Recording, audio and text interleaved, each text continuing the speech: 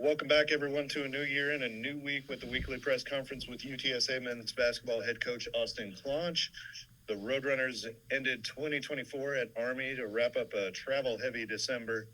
We start the new year with more of the same as the Roadrunners head out to New Orleans to kick off the first American Athletic Conference slate under Claunch, facing Tulane on January 4th at 5 p.m. Coach, can you get us started with a summary of what's been happening with the Roadrunners and what we've got this weekend at Tulane? Yeah, well, obviously, coming back from break, we had a pretty long break, and I think that was it was pretty evident, quite frankly, in how we played at Army. We were in such a good rhythm going into the break, and then coming back, actually we guarded okay. When you look at our points per possession defensively, we did some good things. Wasn't a good offensive game for us. You got to credit Army with that. But then also I just thought our ball movement wasn't where it had been before. You saw our assists were way down and we were a little stagnant. And so obviously it wasn't our best performance on the road against a good team. But, certainly fortunate to get a game in before conference play. Obviously that started with a couple of teams playing yesterday and today. And, as we move forward this week, obviously a really big game against a good Tulane team that beat Charlotte a couple of days ago, and obviously just a big week of preparation, and certainly as we travel to New Orleans, I do want to say, of course, my thoughts and prayers are with the city of New Orleans, a place that, as many of you know, I was in South Louisiana for 7 years and lived in New Orleans for 2 years, so certainly a place really dear to my heart. A lot of close friends down there, so looking forward to catching up with some friends when I go down there, and just more importantly, man, just thinking about everyone that's been affected by what happened there over New Year's. And so, thoughts and prayers with the city of New Orleans, and for our group, excited just to move forward into conference play and hopefully start accumulating some wins. John, can you go ahead and get us started? Coach, your non-conference schedule, you got some good road tests. You played quite a few teams who were predicted to win their conference. How do you expect that'll prepare you as you start AAC play? I think the biggest thing is when you play those kind of teams, you learn not just about playing good teams, but great cultures and just teams that are mentally tough, just as mentally tough as they are physically tough. And I think we saw that. I mean, certainly when you play Army, you're going to play a really disciplined group, but that goes all the way from Little Rock, Bradley, of course, St. Mary's in Arkansas, but North Dakota. I mean, I think we saw how good they were. How they played Alabama after they played us, and so again, we played a challenging schedule. It might not be, maybe to people that aren't super close to the sport. If you look at the schedule, you might not know about some of these programs and teams. But certainly I think it has prepared us to be in close games and find a way to win at the end of, tough games. Go ahead, Jerry. Jerry, I can't hear you, brother. Think you're muted. There we go. Hey, Coach, Happy New Year. Happy New Year, brother. Want to double check, circle back to yesterday. Was there ever a point yesterday, Coach, where you thought you might not be able to get this game in? That was never really communicated to me. No. Just again, that's stuff that's a little bit beyond my decision making stuff. For us, it's just been preparation as usual, and have not had those conversations. Okay. Well, how do you feel about your ball club overall going in? You've had lots of twists and turns in this pre-conference schedule, Coach. How are you feeling about your guys overall right now going into conference? Good. I think we're where we need to be in regards to understanding what we want to do on both sides of the ball. Certainly defensively. I think when you look at, again, I know we lost to Army.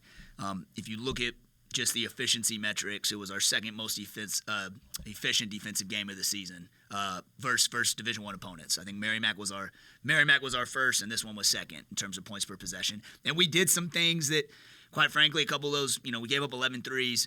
2 of those were on me and some post-defense stuff.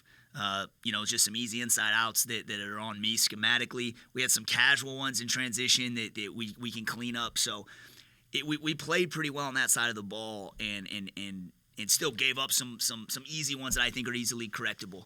And then I think offensively, we just got to get back to moving it. I think we saw, the way we played against, North Dakota and even in games before that, St. Mary's, when we're moving in and getting multiple guys touches, it's just about getting that ball moving and bodies moving. So we feel good about where we are, but at the end of the day, everyone says a new season and all that, but now it's time to obviously, get out there and, the 94 by 50 and find a way to get it done.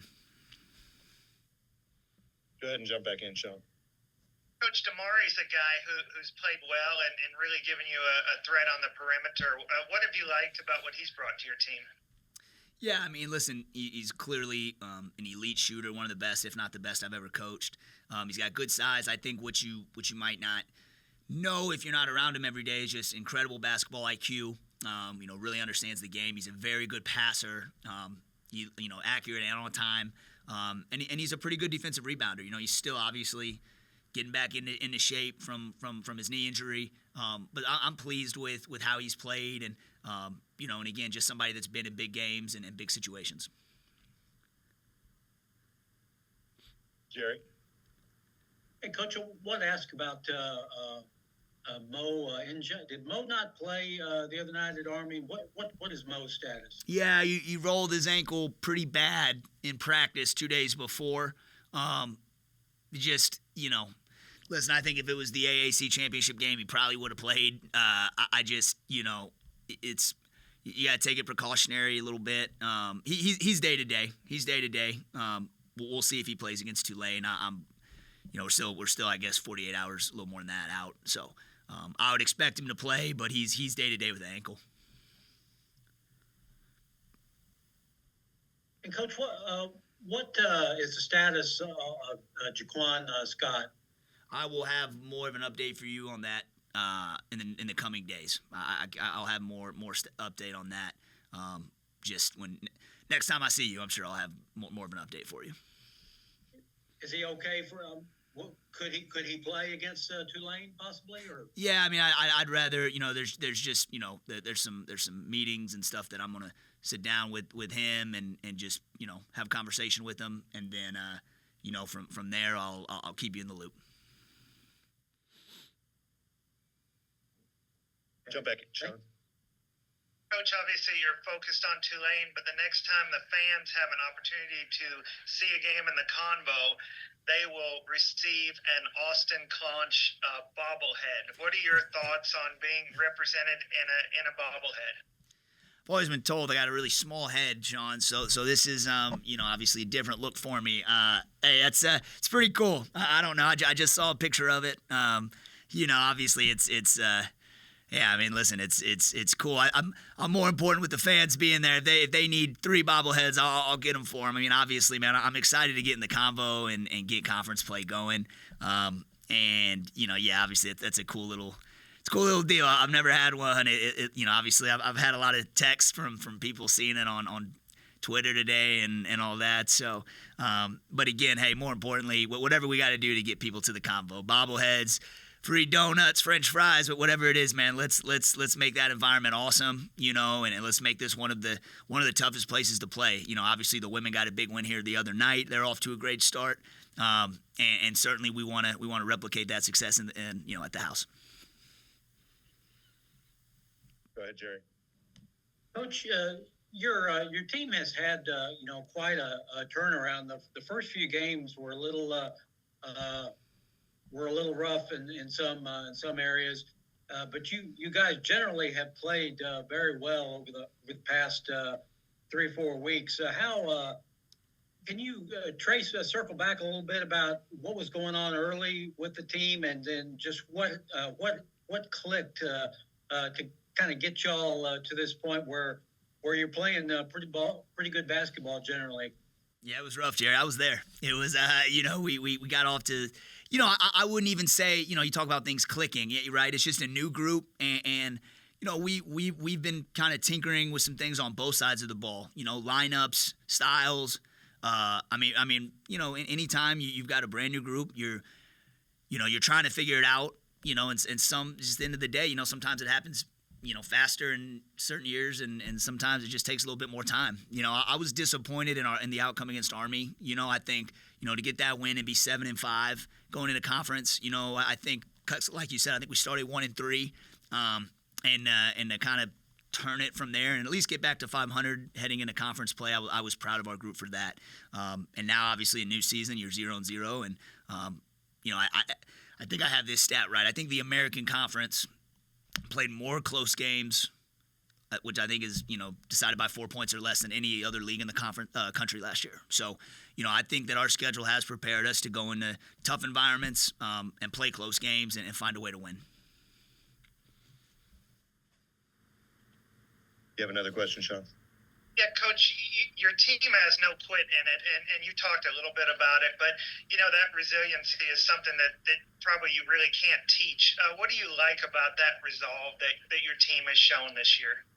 Well, I think it's just about playing the next possession, regardless of score, regardless of circumstance. We've come back from some pretty big deficits. I'd like to keep getting better at not getting in those big deficits, but with that being said, I think it just shows about being process-oriented, which is what this is, which is what it's going to continue to be. And I do think if we value that and value the whole, we got to continue to value the whole. Quite frankly, we got a couple of guys playing, maybe in my estimation, a few too many minutes right now. Not that they're not playing well enough, but I think we've got to continue to understand our balance, 9 or 10 deep between 12 and 30 minutes. That's a lot. That's 15 minutes is a lot. And we got to understand that, every time we're on the floor, we got to value every possession. And maybe it's not, am I scoring, but is the group scoring when I'm on the floor? And is the group getting stops when I'm on the floor? We got to continue to just, gain that mentality. And I think we're there heading into, obviously, a big game on Saturday. Go ahead, Jerry. Coach, I'm good for the rest of the way. If anyone else has anything, I'm good right now. Okay. Well, thank you again, everyone, for joining us today, and we'll be back more on a regular schedule starting next week, when we also have the UTSA basketball radio show starting on January 6th at 7 p.m. at Chicken and Pickle. Thank you, Coach, for joining us today, and looking forward to a good weekend in New Orleans. Birds up. Thanks, brothers. Happy New Year.